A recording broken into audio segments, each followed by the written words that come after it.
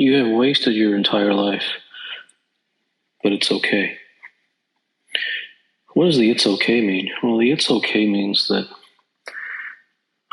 there's no reason to be frenetic about it.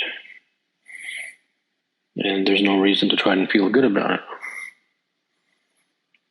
Because if you try to feel good about it,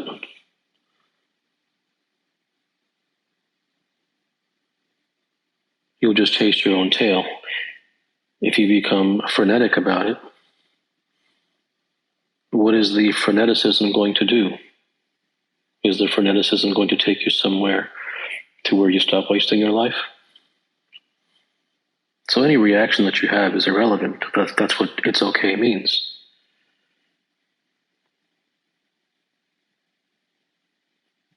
It's okay also means that up until now you've wasted your entire life. But tomorrow is going to be the same as today. So it isn't like today's going to be the last day you waste your life. And from now on, things are going to be different. Nothing is going to be different. Because if something is going to be different, it would have been different from at least the middle, if not the beginning. Now, sure, there's a possibility that there's a rare individual who has not heard this information before, and therefore he is exposed to a truth that perhaps he has resonated with tonight, and this produces a shock to the system and sends him veering off on an entirely different course. Sure, that's possible. That's possible. That possibility can never be denied. But for virtually 100% of the individuals listening to this, the it's okay means that nothing's going to change. Because the reason is that your love of socialization, your interest in your iPhones, your passion for the societal ways of doing things, the trying to impress your friends and coworkers, the binge watching television serials, the following one prescription and how-to and method and hack after another, the trying to better yourself through self-help books and spirituality, the practicing meditation, mindfulness, and various different austerities in order to become more spiritual or more better, none of which mean anything. All of those things are not going to change. They're not going to change not because you should change them or because you're doing it wrong. They're not going to change because within you is an undeniable belief that those things actually mean something. And because you're attached to the idea of meaning and purpose, spirituality and society and self-help and self-development and the gurus and the motivational speakers and the priests and the pundits and the best-selling books and the authors and the media and everything has done a number on you that is so complete, so unwavering, and practically irreversible that is just complete. There's no coming back. The assault is simply too great and the conditioning is too deep. Therefore, you will continue to waste your entire life. And what does it mean to waste a life? To waste a life means that you have wasted an opportunity. And nothing that I say should there be ever a should attached to it.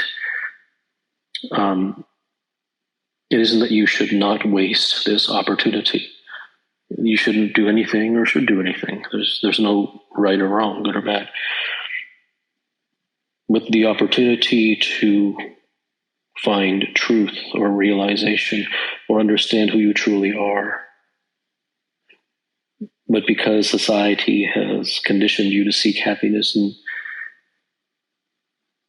pleasure behind every street corner, your entire day is completely and utterly devoted to the search for small doses of pleasure, which you attempt to gather into large doses. And that becomes your entire life, is one large, never-ending chase. And that will never end. and you will never change. And this is not reverse psychology, because I could not care less if you change. It isn't about changing. The person who changes back. It is about understanding. It is about realization. And humans are not wired that way because of the societal conditioning to seek understanding. They are wired to seek prescriptions and how-tos and methods and techniques and 5-step plans and the latest hacks from Silicon Valley gurus and reading the latest books about Stoicism and the self-important philosophical nonsense that everyone wants you to read. And it is just intellectualism in various forms. No one ever gets anywhere doing that. They just try to get better so that they can go to cocktail parties and demonstrate how many books they've read and how intellectual they are, how smart they are, and see if they can rattle off a few new quotes that they have read so that they'll gain social standing in the social environment. And that will never change because the human is subservient to his own ego. He's an egoist. He seeks only to prolong and adorn his persona. And because these things are so deep within the human being, the possibility of that going away is basically zero. There may be one individual, maybe one.